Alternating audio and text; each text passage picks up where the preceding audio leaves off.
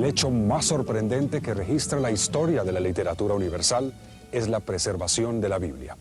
Desde tiempos remotos, las Sagradas Escrituras han sido objeto de innumerables embates que han puesto en peligro su conservación. Pese a todo, en el tercer milenio de la era cristiana, el mensaje dado de Moisés hasta Juan aún prevalece. Esto ha motivado a que la obra que guarda la palabra de Dios también se conozca como el libro indestructible. Las Sociedades Bíblicas Unidas presentan el libro indestructible.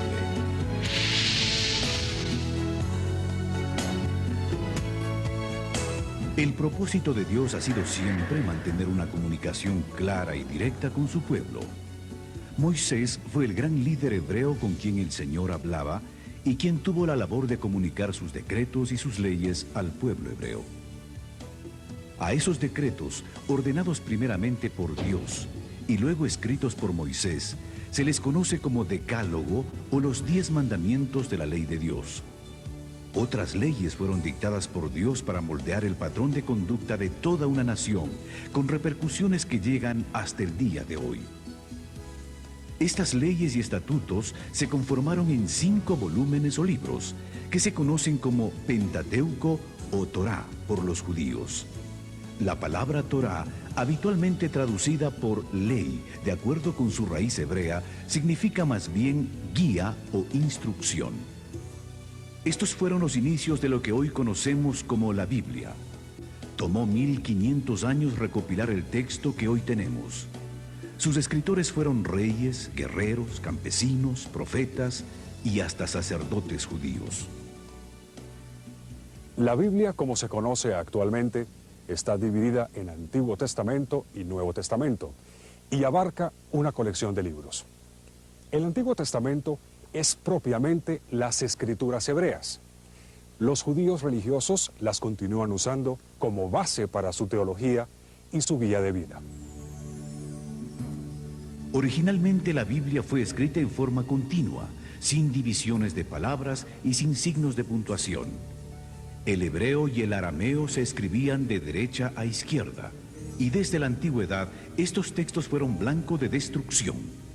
Uno de los primeros intentos por destruir los escritos sagrados ocurrió alrededor del año 587 a.C., cuando los babilonios desolaron la Tierra Santa. En esa ocasión quemaron todo el material que encontraron y cada pared del templo de Jerusalén. El pueblo judío fue llevado en cautiverio a Babilonia y permaneció allí por espacio de 70 años. Probablemente durante el cautiverio construyeron sinagogas. Estas eran pequeños lugares donde podían reunirse y educarse. En ellas experimentaron un gran avivamiento en la adoración y la renovación espiritual, al volver a leer los escritos sagrados. Pero se requería que hubiese copias de esos textos disponibles para cada una de las sinagogas. Esa necesidad trajo como consecuencia la creación de una institución, la de los escribas. Los escribas que copiaron los manuscritos hebreos fueron bastante serios y rígidos en la escritura de los pergaminos. No solamente eligieron las plumas, eligieron con cuidado la tinta, sino también las pieles sobre las que se iban a copiar los diferentes manuscritos.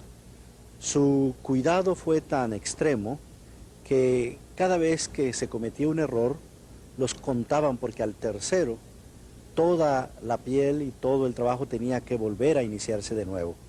Cada vez que se escribía el nombre sagrado de Dios, se cambiaban plumas y tinta para volver a empezar de nuevo, porque era tanto su cuidado de mantener limpio y santo el trabajo, que hasta en esos detalles ellos cuidaron bastante. Eso realmente fue providencial, porque los manuscritos hebreos que hoy tenemos en la actualidad realmente son de los más perfectos.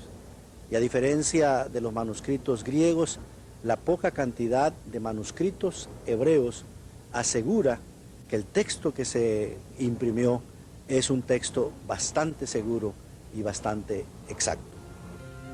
En la época del gran conquistador griego Alejandro Magno, se fundó en Egipto la Biblioteca de Alejandría. Alejandro pidió al rey Ptolomeo que ordenara una versión en griego de la Biblia.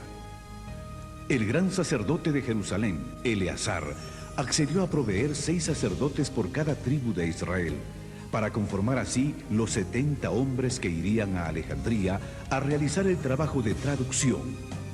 Al resultado de esa labor se le conoció como la versión griega llamada de los 70 o Septuaginta. El Imperio Romano conquistó el mundo y Jerusalén no fue la excepción. Durante ese dominio surgió la personalidad que cambiaría la historia humana para siempre: Jesús de Nazaret. En los primeros 4 libros del Nuevo Testamento se encuentra el testimonio de la vida y los hechos de Jesús. Inicialmente los evangelios correspondieron a una tradición oral, pero después de la muerte y resurrección de Jesús, muchos detalles empezaron a perderse. Por eso se hizo necesario escribir estos acontecimientos para evitar toda confusión. Este fue el propósito de Lucas, el médico amado, a quien se le atribuye haber escrito el Evangelio de Lucas y los Hechos de los Apóstoles. La propagación del Evangelio por medio de las prédicas de Pablo hizo que la Biblia llegara también a costas extranjeras y en griego, que era el idioma más extendido en la época, expandiéndose por el Asia Menor, y gracias al tráfico comercial entre Jerusalén y Roma, el cristianismo llegó a Europa. Miles de cristianos fueron quemados en hogueras o lanzados a los leones. Los cristianos se refugiaban en las catacumbas de Roma para escapar de la persecución al movimiento. Después de la ascensión de Jesús, los hechos de su vida y sus preceptos se hacían en forma oral, pero a medida que los testigos presenciales de Jesús iban muriendo, se perdía con ellos todo un tesoro de acontecimientos, imposibles de reconstruir, a menos que fuesen puestos por escrito. De esta manera, los evangelios surgen como una necesidad de quienes se habían constituido en seguidores de Jesús para mantener presentes sus obras y sus enseñanzas. Dios obra de manera misteriosa para preservar su palabra en cualquier época de la historia humana. El primer siglo se caracterizó por el establecimiento de un movimiento cuya persecución fue encabezada por un celoso de la ley llamado Saulo. Después de una milagrosa conversión, ese perseguidor de la iglesia llegó a ser el autor de más de la mitad del Nuevo Testamento. También fue el responsable de la expansión del Evangelio por Asia Menor. Los años que siguieron a la ascensión de Jesús vieron el surgimiento de la iglesia y la expansión del cristianismo. Primero en Jerusalén y Judea, después al resto de Palestina, incluyendo Samaria, y se extendió hasta el resto de lo que hoy se conoce con el nombre de Asia Menor. El personaje más importante en la expansión del cristianismo en esta parte del mundo fue el apóstol Pablo. No solamente proclamó el evangelio de manera oral, estableciendo iglesias, sino que para asegurar la continuidad de las comunidades y su educación, escribió cartas que llegaron a ser parte de lo que hoy se conoce con el Nuevo Testamento. Pero no solo Pablo escribió cartas, hay otros autores que escribieron una carta o que escribieron otras cartas, y ese conjunto se conoce con el nombre de cartas universales. Pero también tenemos escritos como Apocalipsis, que forma parte de lo que se conoce con el nombre de literatura juanina y tiene que ver con el apóstol Juan, que fue uno de los seguidores de Jesús. La persecución de los cristianos en Roma fue basada en que este movimiento atentaba contra el emperador y que este grupo solo reconocía la autoridad de Jesús. La literatura usada por los cristianos era igualmente considerada subversiva. Para el año 150, los cristianos se encontraban ya no solo en Roma, sino tan lejos como al norte de Inglaterra, a pesar de que el Imperio Romano había hecho todo lo posible para parar el crecimiento del movimiento. Cada día se unían nuevos partidarios. Motivados por la fe y por el testimonio de los mártires, muchos se convertían al cristianismo. A pesar de la persecución iniciada por Nerón en el año 64 después de Cristo, el número de creyentes crecía y se expandía. La Biblia era la autoridad real del movimiento cristiano, aunque no fuese conocida por muchos, y el interés por estos escritos aumentó. La figura de Constantino fue de suma importancia. Construyó iglesias y pagó salarios a pastores. Por su empeño en mantener la unidad, proclamó el cese de la persecución. Esta proclama se extendió por todo el imperio con la derrota de Lucino en el año 323.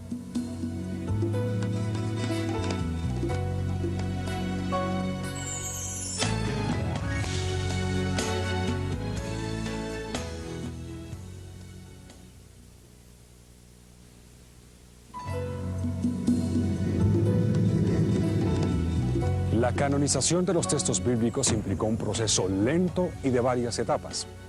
La palabra canon, con referencia a la Biblia, fue empleada por primera vez hacia el 360 después de Cristo. 7 años después, este patriarca de Alejandría hizo la primera lista de los 27 libros del Nuevo Testamento. Las Sociedades Bíblicas Unidas presentan el libro indestructible.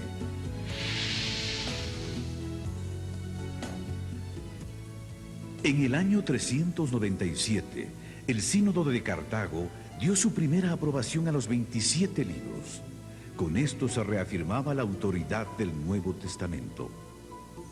Para el año 400, el latín se había convertido en una lengua importante para comunicar enseñanzas religiosas, por lo que se necesitaba una traducción confiable de las Escrituras.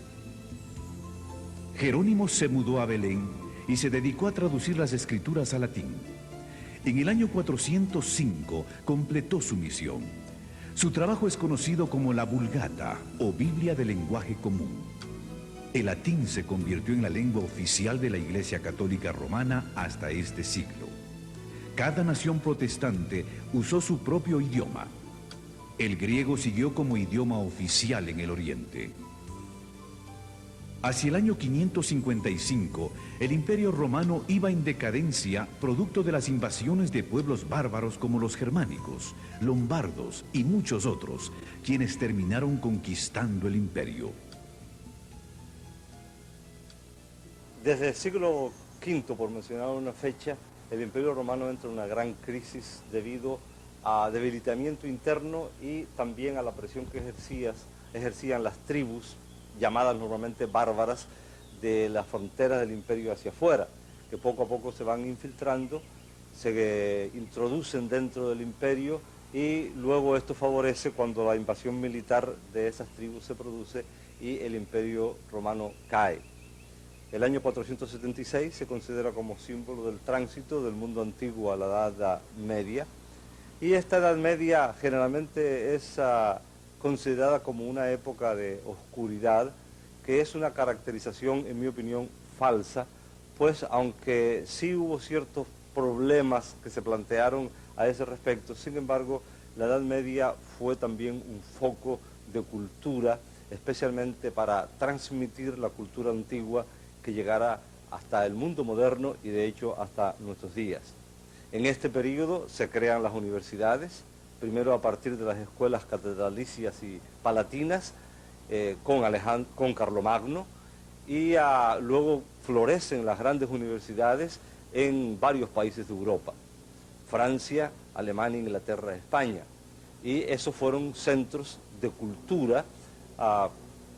Cierto, no era una cultura popular, pero era el centro de cultura que iba a recoger y a crear para el mundo moderno. También a partir del siglo XI se produce un fenómeno muy característico de esta época, que son las cruzadas. Se creó un espíritu, especialmente en el mundo occidental cristiano, y un deseo de recuperar las llamadas tierras santas que estaban en manos de los turcos, de los musulmanes, y se consideraba que eso era casi un sacrilegio. Las cruzadas tuvieron épocas de gloria y épocas de catástrofe espantosa, pero al mismo tiempo facilitaron el tránsito de la cultura, del comercio, a lo largo de todo el territorio que va desde el occidente de Europa hasta la Tierra Santa, hasta el Medio Oriente.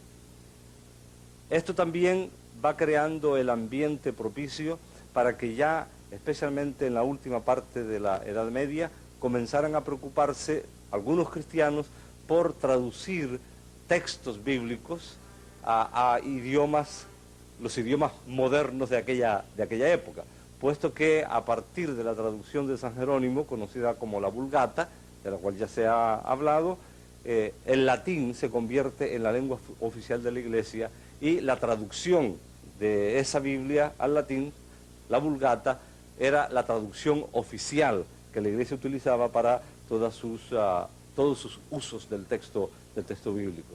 De tal manera que ya al final de la Edad Media se abre un mundo nuevo, se está preparando el Renacimiento y el comienzo de la era moderna, un mundo nuevo también para la traducción de la Biblia y para los estudios bíblicos. En el siglo XIV, John Wycliffe de Inglaterra, quien se considera el padre de la Biblia en inglés, sostenía que la Biblia contiene la revelación de Dios. Aseguraba que no se necesitaba ninguna enseñanza adicional por parte de la Iglesia ni de las autoridades. Wycliffe reiteró que la Biblia debía ser traducida al lenguaje del pueblo. La Biblia en inglés no era conocida en Inglaterra, puesto que se contaba con la versión latina de Jerónimo del año 405. Wycliffe terminó la traducción del Nuevo Testamento a partir de la Vulgata latina en el año 1380. En 1382 se terminó el Antiguo Testamento. Por primera vez, el pueblo de Inglaterra tenía en sus manos una Biblia en su propio idioma. En esos días, una Biblia era costosa y no todo el mundo podía obtenerla. Algunos daban las ganancias de un mes de trabajo para obtener una página de la Biblia. Con su aporte, Wycliffe había cambiado la historia de Inglaterra. Hasta el día de su muerte se mantuvo a la vanguardia, enfrentando a los poderes que mantenían al pueblo prisionero de una tradición religiosa impuesta por la fuerza. Las ideas de Wycliffe fueron tan temidas que después de su muerte, toda la literatura que había producido fue prohibida. Y aún más, John Huss, de Bohemia, un admirador de Wycliffe, murió quemado en la hoguera en el año 1415, condenado por el Concilio de Constanza. La indignación de la Iglesia fue tal que desenterró los restos de Wycliffe, los quemó y luego los arrojó en el río Swift. Una vez más, la Biblia era el eje central por el que los cristianos comprometidos estaban dispuestos a arriesgarlo todo, aún sus vidas, para que la palabra de Dios llegase a todo ser humano.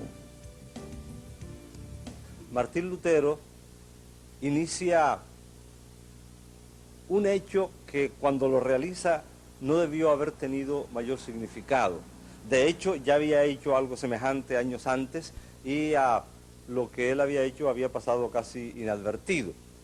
El 31 de octubre de 1517, Martín Lutero coloca en la puerta de la abadía de Wittenberg, en cuya universidad Martín Lutero era profesor de Sagrada Escritura, 95 tesis en las que él cuestionaba algunas cosas que le parecían que debían cuestionarse respecto de la actitud de la Iglesia oficial, la Iglesia dominante, la Iglesia católica. Martín Lutero colocó estas tesis no en alemán, sino en latín, porque estaban dirigidas simplemente a los eruditos de la universidad en la que él enseñaba. Y lo único que él pretendía era iniciar una discusión académica con sus colegas sobre los temas que él planteaba. Sin embargo, inesperadamente, aquel acto de colocar las 95 tesis, que era un acto sencillo, pero la reacción fue totalmente inesperada para el propio Martín Lutero, porque creó un polvorín hasta tal punto que hoy se considera que el 31 de octubre de 1517 es la fecha simbólica con que se inicia la reforma protestante del siglo XVI. Entran en ejercicio los órganos supremos de legislación y de autoridad en el imperio, y en 1521 Martín Lutero es llamado a la Dieta de Worms para que se retractara de las doctrinas que estaban enseñando. Es famosa la frase, probablemente un poco apócrifa, legendaria, pero simbólica, en que Martín Lutero se planta frente a la Dieta y sostiene que a menos que le convenzan con el texto de la Sagrada Escritura en la mano de que él está equivocado, él no va a retractarse. Amigos de Martín Lutero lo secuestran literalmente cuando sale de la dieta, lo llevan al castillo de Wartburgo y a eso que al principio podría parecerle a uno que fue también una especie de pequeña catástrofe, se convirtió en algo muy significativo. Porque mientras estuvo en el castillo de Wartburgo, Martín Lutero tradujo el Nuevo Testamento del griego al alemán, iniciando también de esta manera a algo muy significativo, porque años más tarde termina la traducción completa de la Biblia y los especialistas en germanística señalan que esa traducción fue un hito muy, pero muy significativo en la formación de la lengua literaria de lo que hoy es el alemán. La traducción de Martín Lutero se convierte también en símbolo porque entonces comienzan también a producirse traducciones en las otras lenguas de la Europa de la época. Pero en 1529 fue derogado dicho principio y se prohibió la difusión de la religión evangélica. Entonces fue presentada una protesta formal. En la misma se afirmaba que en asuntos de religión cada quien debía seguir a su conciencia. De ahí el nombre de protestantes, con el que se conoció a los seguidores de Lutero, Zwinglio y Calvino. La primera Biblia en francés es la aparecida en 1535, en versión de Pierre Robert Olivetan, primo de Calvino. Lutero proclamaba que la única fuente de verdad era la Escritura. Los movimientos de reforma religiosa estaban por esta época bastante difundidos en Europa. Se contaba con Erasmo de Rotterdam, John Colet en Inglaterra, Jacques Lefebvre en Francia, Francisco Jiménez de Cisneros en España, Juan Valdés en Nápoles. También apoyaban a Lutero los nacionalistas alemanes liderados por Ulrico von Hutten. En la Inglaterra de 1519 se destacó un joven estudioso en la Universidad de Cambridge, William Tyndale. El joven entendió que si el Nuevo Testamento tenía tanto efecto en los intelectuales de Cambridge, la palabra de Dios haría mucho más en los campesinos. A partir de esta conclusión, Tyndale empezó su misión de traducir la Biblia en inglés, teniendo en mente a la gente común. Tyndale tuvo que salir de Inglaterra para poder hacer su trabajo de traducción, porque en este país había prohibiciones de usar una Biblia que no fuera en latín. En 1524 viajó a Hamburgo para finalizar su traducción del Nuevo Testamento. Al igual que Lutero, Tyndale utilizó para su labor los textos griegos de Erasmo y la Vulgata latina, así como las traducciones hechas por Lutero al alemán. En diciembre de 1525, Tyndale imprimió el Nuevo Testamento e hizo los arreglos para introducirlo en Inglaterra de manera clandestina en sacos de harina. La llegada de la literatura en inglés fomentó el descontento oficial. Los problemas en la distribución empezaron cuando los Nuevos Testamentos tuvieron que ser introducidos en Inglaterra, usando diferentes vías como marinos mercantes y hombres de negocios. Las autoridades inglesas estaban activas. Arrestaban a todo aquel que encontraban con un ejemplar. La expectativa de poder leer la Biblia en inglés fue tan grande que la gente se arriesgaba a pesar de las amenazas. Cada libro de Tyndale que las autoridades encontraban era quemado. El obispo y el cardenal de Londres quemaron 158 cajas del Nuevo Testamento de Tyndale. Pero mientras en Inglaterra lo quemaban, cientos de ejemplares eran impresos en Alemania. Por espacio de 10 años, la destrucción sistemática del libro continuó en Inglaterra, y los difusores eran puestos en prisión o quemados en la hoguera. A pesar de que las autoridades hacían esfuerzos por parar el trabajo de Tyndale, este lo continuó desplegando fervientemente. Tyndale fue traicionado, arrestado y puesto en prisión en Bélgica por año y medio. Luego fue enviado a la hoguera. Otro hombre, Miles Coverdale, terminó el trabajo de traducción de la Biblia basado en el trabajo de Tyndale. Esta Biblia salió de la imprenta en 1535. 2 años más tarde, el rey de Inglaterra consintió en hacer uso de la Biblia en idioma inglés. La próxima medida fue que se colocara una Biblia grande en cada iglesia. En 1604 el rey James autorizó la traducción de la Biblia. Para lograrlo, juntaron a los 40 eruditos más destacados de Inglaterra, entre los que se encontraban los decanos de Cambridge y Oxford. Finalmente, este gran esfuerzo terminó siendo la Biblia de más distribución en el mundo de habla inglesa. La Biblia versión King James, que lleva el nombre en honor al rey. Definitivamente, este gran libro superó todo, los tiempos, las oposiciones, convirtiéndose en el libro indestructible.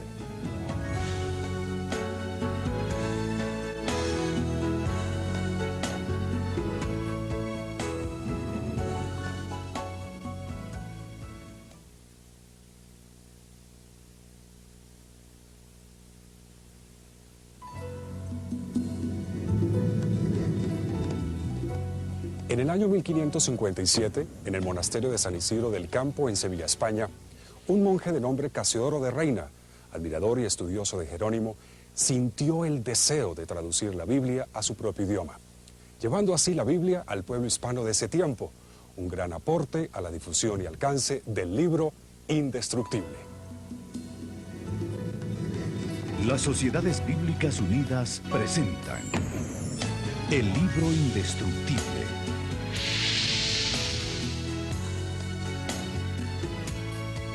El primer intento de traducción de Casiodoro de Reina fue un salmo, el que luego llevó como regalo a una rica y piadosa mujer de nombre Isabel, muy devota de la fe cristiana. Ese fue el inicio. La gran pregunta era si podría hacer lo mismo que Jerónimo, traducir la Biblia completa. Hasta este momento se creía que el idioma para las cosas sagradas era el latín, y no se concebía la Biblia en una lengua romance como el castellano. Al enterarse Casiodoro que la Inquisición enjuiciaría a los monjes, huyó del monasterio.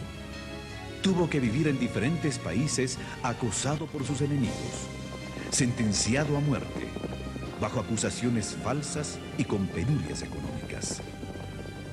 En 1572 la Inquisición lo enjuició en ausencia. Al ser hallado culpable, quemaron una efigie suya en señal de lo que le esperaba en caso de ser capturado. Casiodoro se estableció en Inglaterra. Allí recibió seguridad y protección. La reina le otorgó una pensión para que pudiera continuar con la traducción de la Biblia, pero la persecución no se detuvo. En 1563 sus enemigos le hicieron acusaciones morales. Tuvo que volver a huir, y eso empeoró su imagen y reputación. Después de 12 años de intensa labor en medio de viajes, intrigas, enfermedades y toda clase de contratiempos, en 1569 en Basilea, Suiza, se publicó su traducción de la Biblia al castellano. Un compañero de Casiodoro de Reina en el monasterio de San Isidro del Campo, en Sevilla, en el sur de España, que también había huido de la península ibérica por temor de la persecución, inicia una labor de revisión del texto de don Casiodoro.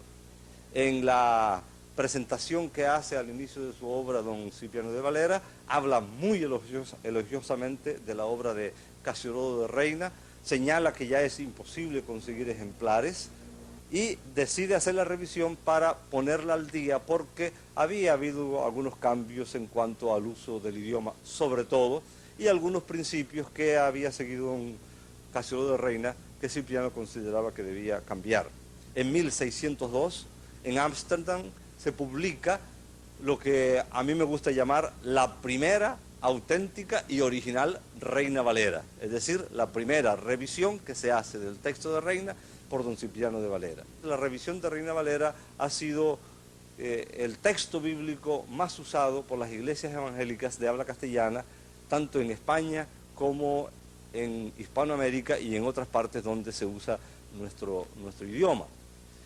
El texto revisado por don Cipriano de Valera, por supuesto, en 1602, fue sometido a diversas revisiones a lo largo de los siglos, muchas de ellas muy poco conocidas, y luego cuando se forman las primeras sociedades bíblicas y después, posteriormente, las Sociedades Bíblicas Unidas, se hacen las revisiones más conocidas en el día de hoy.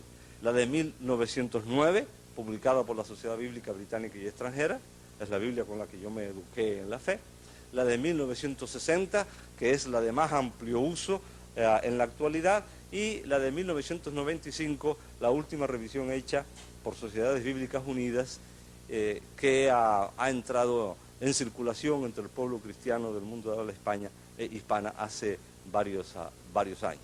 La persecución en Europa llevó a un grupo de puritanos a convertirse en peregrinos que después emigrarían de Ámsterdam a Inglaterra, buscando la manera de salir hacia nuevos horizontes.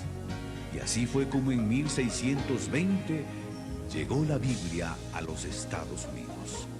Los primeros 600 ejemplares de la Biblia en español, enviados por la Sociedad Bíblica Británica y Extranjera, llegaron a Buenos Aires y a Montevideo en 1806. Entre 1804 y 1807 se imprimieron 20.000 ejemplares del Nuevo Testamento en portugués, que marinos y comerciantes distribuyeron en las costas de Brasil. Entre los años 1808 y 16 se repartieron en las Indias Occidentales, Honduras y las Guyanas 4.000 ejemplares de la Biblia y 11.500 Nuevos Testamentos en español, francés, inglés y holandés. Comerciantes, viajeros y piadosos capitanes de barcos también diseminaron ejemplares del texto sagrado por las costas de América Latina. Parece que las primeras sociedades auxiliares para la distribución de la Biblia en América Latina fueron las organizadas en 1818 entre los negros de Barbados y Bermuda. 4 años antes de la liberación de los esclavos en el Caribe, se publicó una edición bilingüe del Nuevo Testamento en dialecto africano e inglés, que fue destinada a los misioneros moravos en Surinam. De ella se realizaron subsecuentes ediciones hasta 1889.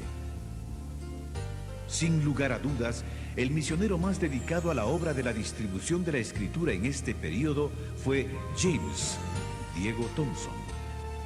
Viajó por iniciativa propia a América Latina para promover el método lancasteriano de educación, usando la Biblia como texto principal. Desde 1818 estableció escuelas y distribuyó la palabra de Dios en Argentina, Uruguay, Chile y Perú, antes de servir como agente de la Sociedad Bíblica Británica y Extranjera en Ecuador, México, el Caribe y Canadá. Por fin la Biblia había llegado a las Américas. La versión conocida como Reina Valera comenzó a afianzarse en el territorio de habla hispana. Pero la labor no concluía ahí. Había que traducirla a los diferentes idiomas que se hablan en el continente y mantenerla actualizada de acuerdo a los cambios propios de cada idioma. Este texto pretende poner el texto de Reina Valera acorde con el uso de la lengua a fines del siglo XX y principios del siglo XXI, puesto que el texto anterior de 1960 tenía muchas características que eran propias de la época cuando se hizo esa revisión, pero que no calzan en la actualidad muy bien con la manera como nosotros usamos hoy el idioma.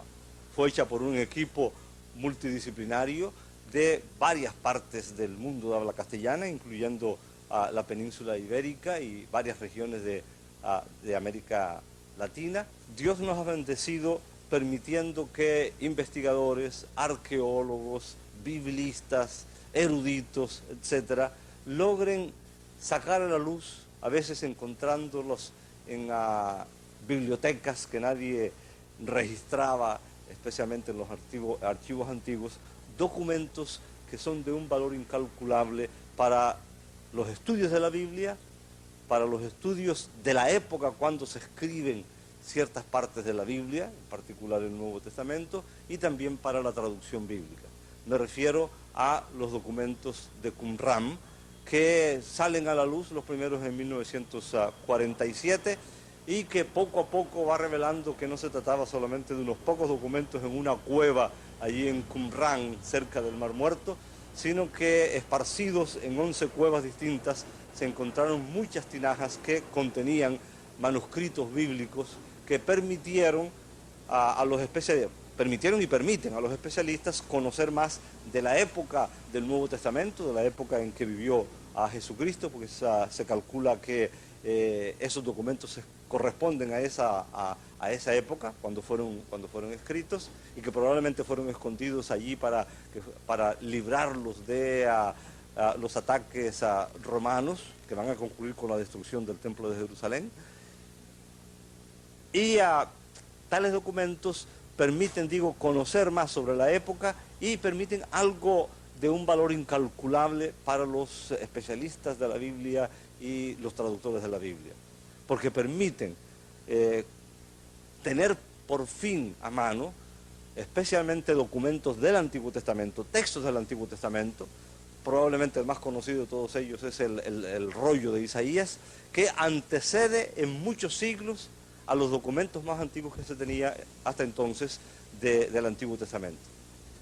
Los que han estudiado un poquito acerca de este tema, no me refiero específicamente a los documentos de Qumran, sino al tema general de la Biblia, pueden imaginarse el significado que puede tener a la mano un documento del Antiguo Testamento cuya copia más antigua es del siglo X de nuestra era, y de repente tener en la mano un documento de ese mismo texto bíblico que antecede en unos siglos a la era cristiana.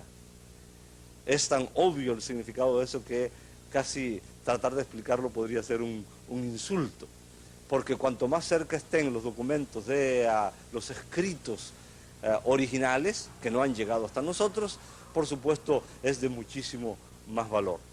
Los manuscritos descubiertos preceden en siglos a los que se tenían para estudiar, comprender y traducir el texto hebreo.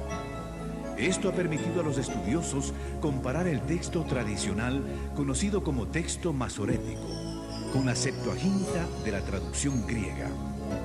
Los rollos estuvieron escondidos por más de 1900 años en cuevas de dicha región, donde un niño pastor de ovejas accidentalmente los descubrió. Gracias a la investigación continua, a la tecnología contemporánea y al desarrollo de nuevas metodologías de estudios bíblicos, los creyentes del nuevo siglo están en una posición ventajosa para la comprensión del mensaje de las Escrituras.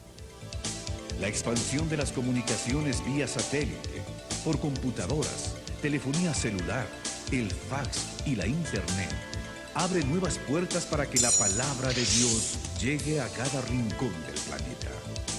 La intención de Dios es que su palabra llegue a cada ser humano.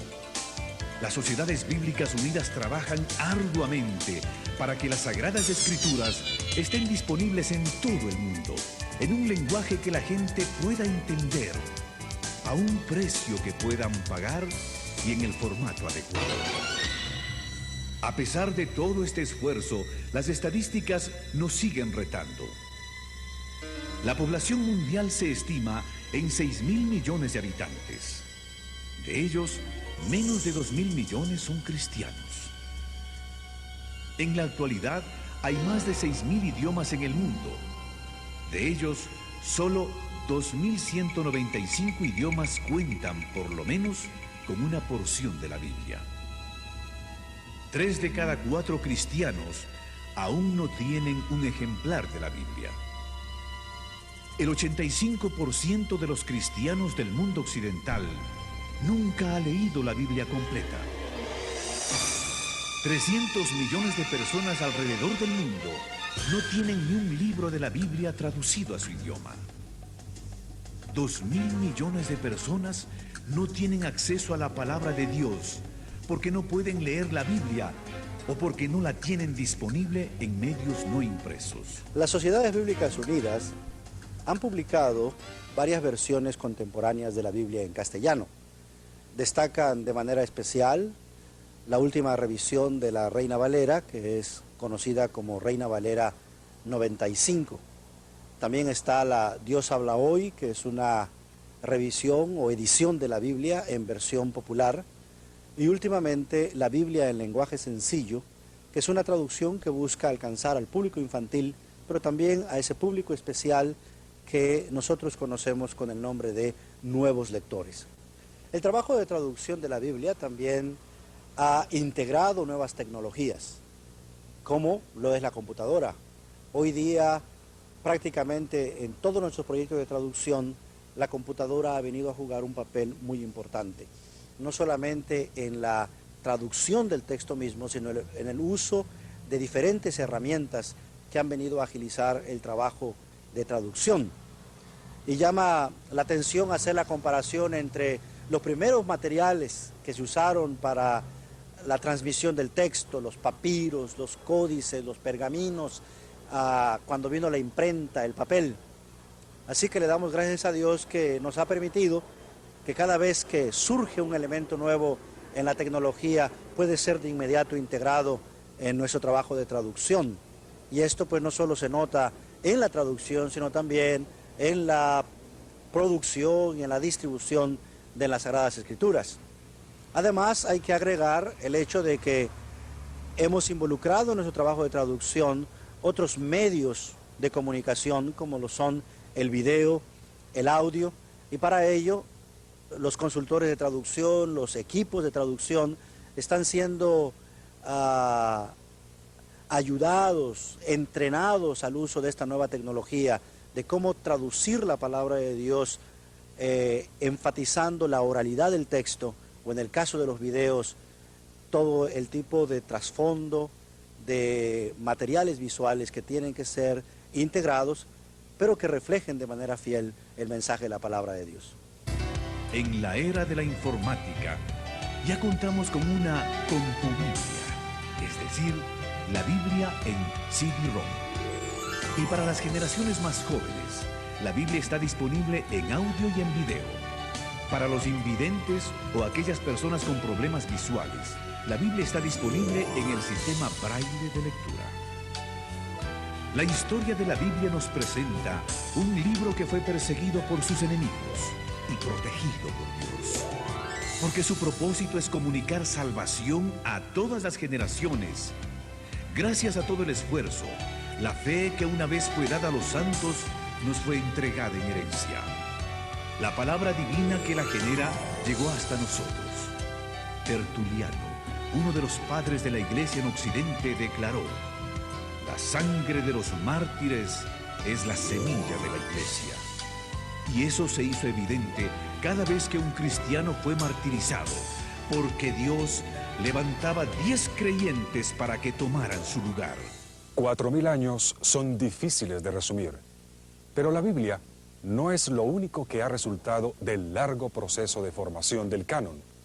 La colección de los libros considerados como inspirados por Dios también nos hablan de nuestro constante peregrinaje de fe. En este nuevo siglo, hagamos como el pueblo hebreo, que un día al regresar del exilio volvió a la Biblia y sus corazones se llenaron de gozo y esperanza para el presente y el futuro. El plan de Dios para la humanidad ha sido preservado milagrosamente en forma de una biblioteca que es y será siempre un libro indestructible. Hagamos de este libro indestructible el centro de nuestros valores, la norma para nuestra vida. Digamos al mundo: estas palabras se escribieron para que crean y para que en ellas también tengan la vida eterna.